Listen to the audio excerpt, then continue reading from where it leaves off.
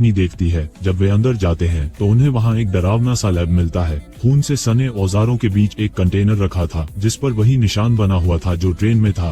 तभी अचानक उन्हें एक आवाज सुनाई देती है और एक औरत छिपकर बाहर आती है। यह अना है जो उस शादी में दुल्हन थी। वह बताती है कि जब नाजियों ने फायरिंग शुरू की तो उसका पति उस पर गिर गया जिससे उसकी जान बच गई। इसके बाद नाजियों ने नीला पाउडर फेंका और अना ने मौके का फायदा उठाकर खुद को छिपा लिया। फिर वो बताती है कि जल्द ही उसने मरे हुए लोगों को फिर से चलते हुए देखा और नाजियों को दूर से हंसते हुए।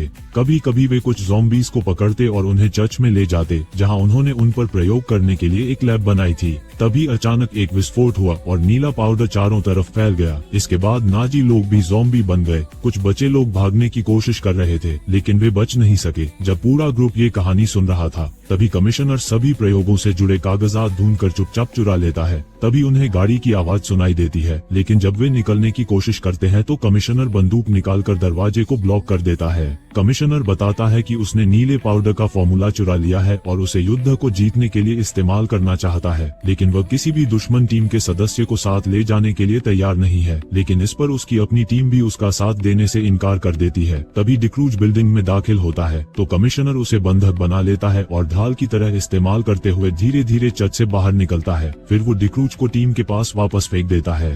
तभी एक ज़ॉम्बीज़ की भीड़ उस पर झपट पड़ती है और उसे खा जाती है। फ्लोर तुरंत दरवाजा बंद कर देती है और बताती है कि वो इस चर्च को जानती है। वो सभी को पीछे के एक दरवाजे से छुपे हुए सीक्रेट अंडरग्राउंड टनल तक ले जाती है। जब ग्रुप टनल में भाग रहा होता है तभी अन्ना अचानक ज़ॉम्बी बन जाती है और जुरेल पर हमला कर देती है। बाकी लोग उसे जुरेल से अलग करते हैं लेकिन इस संघर्ष में अन्ना रफीर के पैर पर काट लेती है। रफीर उसे दूर धकेलता है और जुरेल उसे दबाकर रखता है। तभी प्रीस्ट किलर उसके सिर में गोली मार देती है। रफीर के पैर पर लाल निशान दिखाई देता है, इसलिए बाकी लोग उसे जूता और मोजा उतारने के लिए कहते हैं ताकि ये देखा जा सके कि काटने का निशान खाल तक पहुंचा है या नहीं। तभी उन्हें ज़ॉम्बीज़ की भीड़ पास आती सुनाई देती है और वे भागते हुए एक गेट तक पहुंचते हैं। वो गेट पर गोली मारकर उसे खोलते हैं और बाहर निकलते हैं। जैसे ही सभी बाहर निकलते हैं फ्लोर गेट को अंदर से बंद कर देती है। वह बताती है कि उसे भी काट लिया गया है। सार्जेंट अलविदा कहते हुए उसे कुछ एक्स्ट्रा गोलियां देता है और फ्लोर ज़ॉम्बीज़ को मारते हुए बहादुरी से शहीद हो जाती है।